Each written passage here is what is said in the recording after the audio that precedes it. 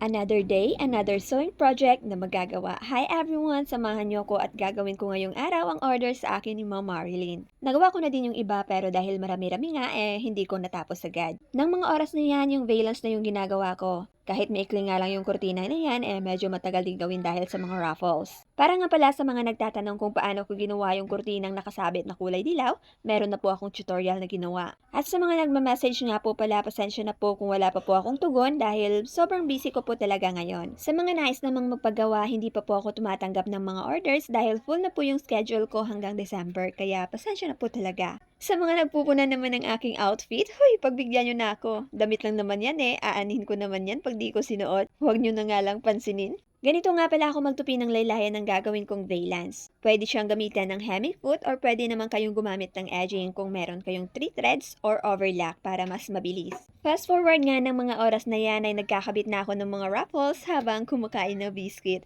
Alam niyo na para di tayo gutumin. Huy, patay gutom.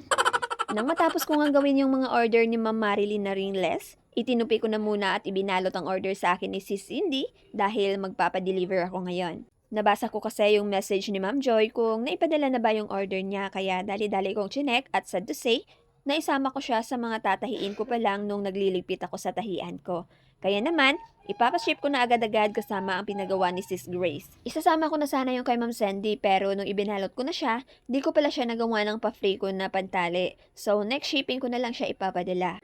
O di ba may purpose naman ang pag-aayos ko dahil kung may biglaang lakad, magsusuot na lang ng sapatos, makakaalis na agad.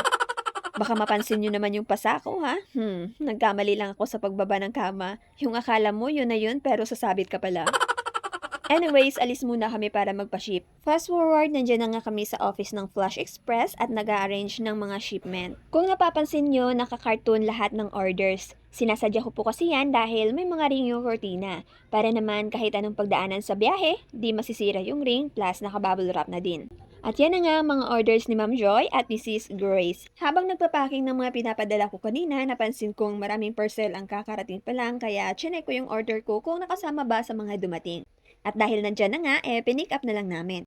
Kung kanina konti lang yung dala namin ngayon, uuwi kaming loaded ang dala. Okay lang yan, ang importante, nakakaupo lang helmet. Hoy! Pagdating nga sa bahay, chinek ko agad yung mga rings ko dahil nga super excited ako. Pero nakakasama pa lang, sobrang excited. Di ko nakita ang laki nga pala ng number size na 5.0 na nakatatak sa karton. Sad to say, maling size ang na-checkout ko. Fast forward nang matapos kong gawin yung ibang orders ni Ma'am Marilyn, nagcutting ulit ako para sa orders niyang mga ring curtain. Tatapusin ko nga ito ngayong gabi para bukas next order naman ang gagawin ko. Wala namang problema kahit mag-overtime ako dahil nasa bahay din naman yung tahian ko. Wala ding problema sa makina ko dahil naka-servo motor naman kaya walang ingay. Di tulad nung dipadya ko dati na kinabitan ng motor, parang lilipad na helicopter. At ngayon na nga ay ipapakita ko sa inyo ang order sa akin ni Ma'am Marilyn. Una ay etong plain na may core valance design. Ganito ang itsura niya pag tinalian.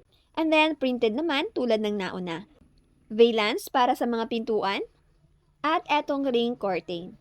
At eto na nga ngayon, babalutin ko na ito para maipadala ko na bukas. Maraming salamat, Ma'am Marilyn.